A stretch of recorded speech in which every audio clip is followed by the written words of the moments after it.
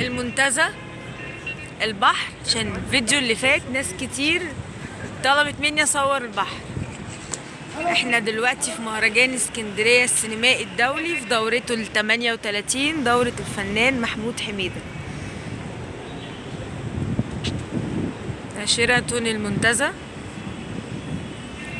هنمشي كده شوية هنلاقي المنظرة. انا بعمل الفيديو للناس اللي بتحب اسكندرية وعايزة تشوف اسكندرية، ودايما تقولي صور لنا البحر وصور لنا الاماكن الجميلة في اسكندرية.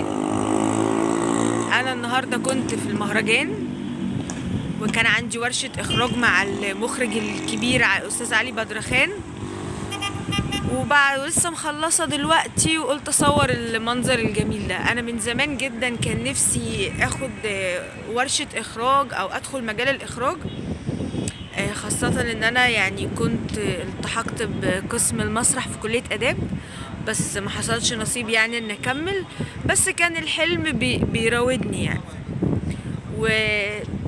سبحان الله يعني بالصدفة بطريقة غير مترتبة، لان انا حاولت كتير اسعى واحضر ورش، خصوصا الاستاذ علي لان حد متعاون جدا وحد يعني شغوف بالمجال وشغوف ان هو يساعد الشباب، وده اهم حاجة. بالصدفة انا يعني جاية النهاردة الندوات، لقيت الورشة ودخلت فيها، وبإذن الله عندي بكرة كمان.